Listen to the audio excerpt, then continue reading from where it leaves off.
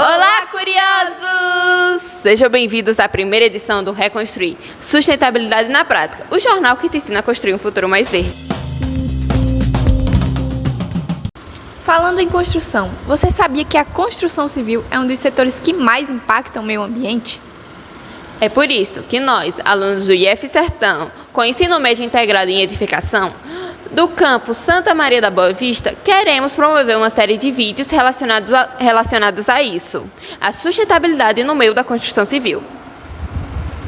Quando falamos em impactos ambientais, é fundamental destacar conceitos diretamente relacionados e essenciais para compreender a implementação de práticas sustentáveis. A intensificação do efeito estufa causado pelos altos níveis de poluição. Agora uma pergunta, você sabe o que é o efeito estufa? Pelo amor de Deus! Eu aprendi isso no 5º, 6º ano. Tem certeza? Mas, por que você fala? Mas é claro que eu sei disso. Eu sei, é claro que eu sei. É tipo... É um negócio que é tipo um... Ai, meu Deus. Vixe! Não, eu lembro. É claro que eu lembro. A Terra recebe calor do Sol. É como se fosse um prato que tá dentro do micro-ondas. Só que esse calor vai indo embora e a gente precisa que ele fique. A gente precisa que a Terra permaneça aquecida. Por isso, a gente precisa dos gases do efeito estufa. Eles são meio que a porta do micro-ondas. Eles não deixam que o calor vá embora. O problema é que com a poluição, a emissão dos gases do efeito estufa é feita em excesso. Ou seja, é meio que como se o botão de desligar tivesse quebrado. Então, se o botão de desligar tá quebrado, é como se a comida que é a gente tivesse cozinhando mais. Meu Deus. É como se tivesse cozinhando até demais. Pior que é.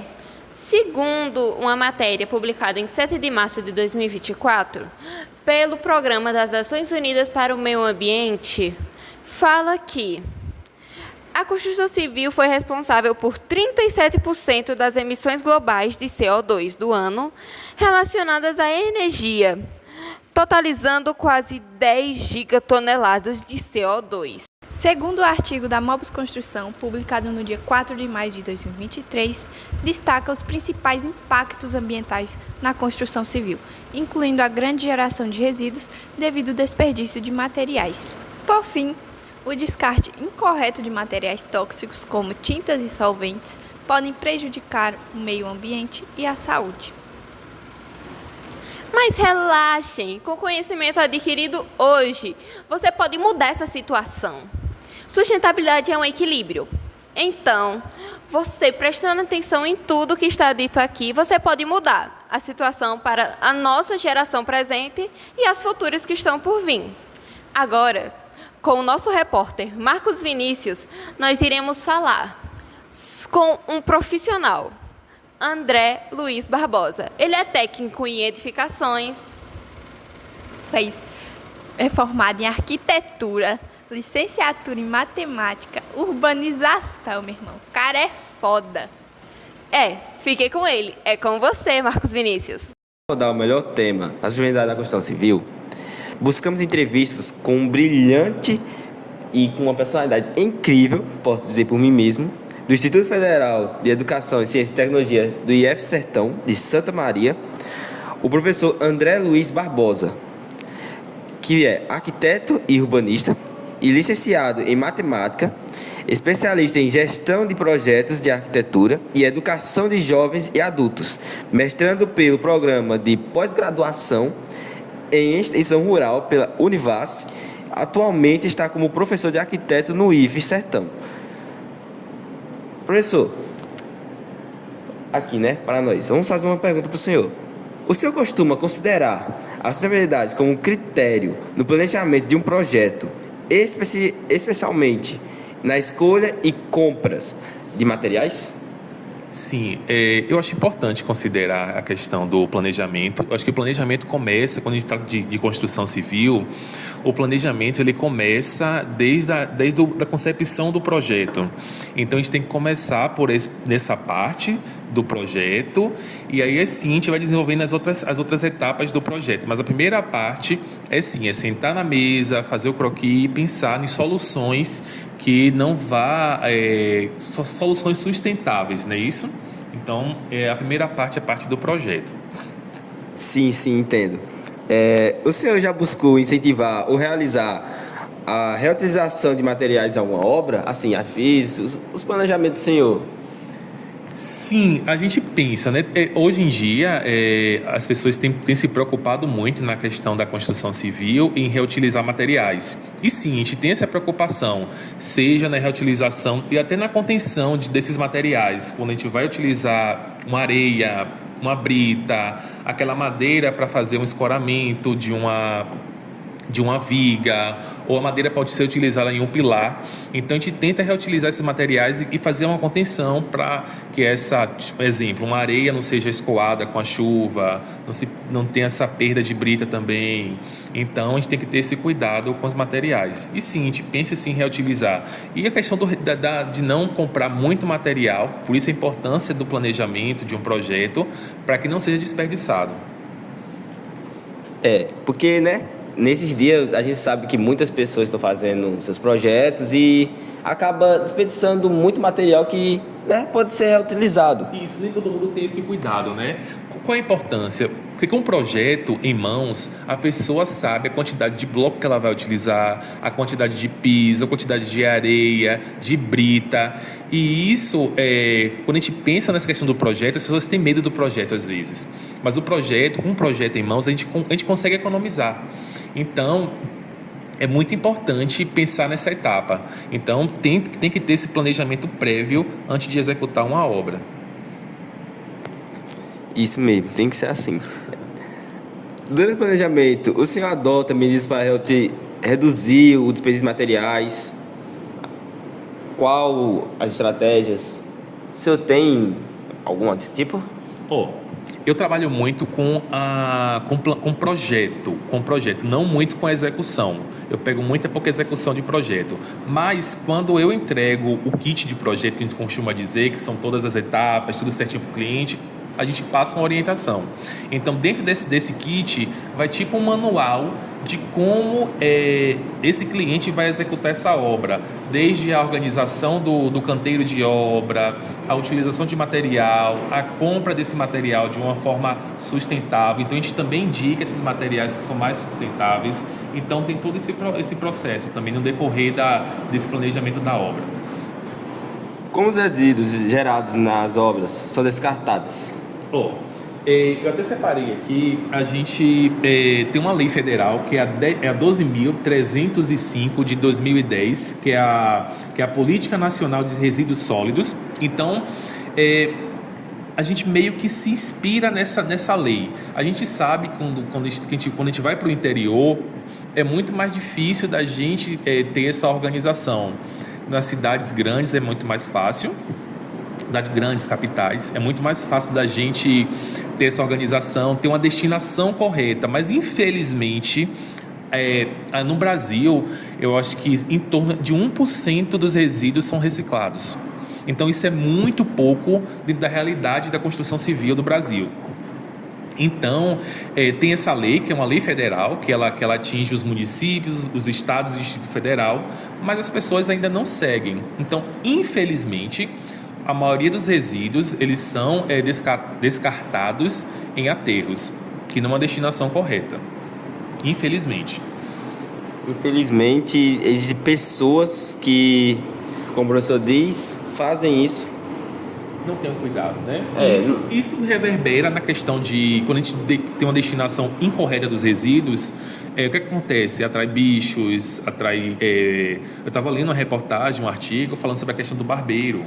Então, barbeiro se esconde nesses resíduos, tem cobra, tem um monte de bicho. Então, atrai um resíduo que não tem uma destinação correta, então só traz malefícios para toda a população, né? Na opinião do senhor, quais práticas sustentáveis são mais viáveis para as maiorias das obras? Quando eu penso em uma prática sustentável, eu vou desde de uma ventilação cruzada, de uma utilização de material que vai gerar um conforto térmico para dentro da casa, que não vai gastar muita energia, a utilização de água de chuva através das calhas, a captação dessa água de chuva por meio de calhas, que já serve para lavar uma calçada, que infelizmente a gente vê muitas pessoas pegando uma água de uso comum para lavar as calçadas. Gente, não façam isso, isso não é correto. Então, se a gente puder adaptar a casa da gente para pegar aquela calha e encher um balde, um tonel, uma cisterna, então a gente pode utilizar essa água para molhar as plantas, molhar o jardim, lavar as calçadas, lavar o piso. Exemplo de um lugar que tem um cachorrinho, dentro da casa da gente que tem um cachorro, então utiliza essa água. A gente pode também, sabe o quê? Colocar placas solares que vai reduzir a quantidade o consumo de energia dentro da casa. Então, são práticas que a gente pode ir adotando. Velho. O senhor acredita que adotar práticas sustentáveis na construção civil pode reduzir os custos ao longo prazo? Sim, com certeza. Vamos pensar, hoje você tem um consumo, estou falando de energia solar. Hoje você tem um consumo de, dá um exemplo aqui, de R$1.000 na sua casa. Se você colocar uma placa solar, você vai ter uma redução significativa no consumo de energia. Então, esse valor que você estaria pagando, exemplo, de R$1.000 na conta de energia, ela vai se pagar. E vai chegar um tempo que você não vai precisar, você vai pagar só uma taxa, que paga uma taxa mínima. A questão da redução da conta de água. Então, o uso sustentável, você não vai passar 15, 20 minutos debaixo do chuveiro. Você pode passar, sem saboar, fechar o registro do chuveiro e abrir de novo para tirar o sabão, o shampoo. Então, são práticas que a gente pode adotar. A questão, como eu falei para vocês anteriormente na outra pergunta, da utilização de água de chuva, que é muito importante. Então, são coisas que a gente pode fazer. Sustentável também é você pegar o quê? Separar aquele lixo, entendeu? Botar o lixo orgânico, aquele lixo reciclado, já separar para o coletor, já fazer essa coleta e já levar, ter uma destinação correta. Então, são práticas que a gente pode fazer dentro da nossa casa e não ficar só esperando pelo poder público, né?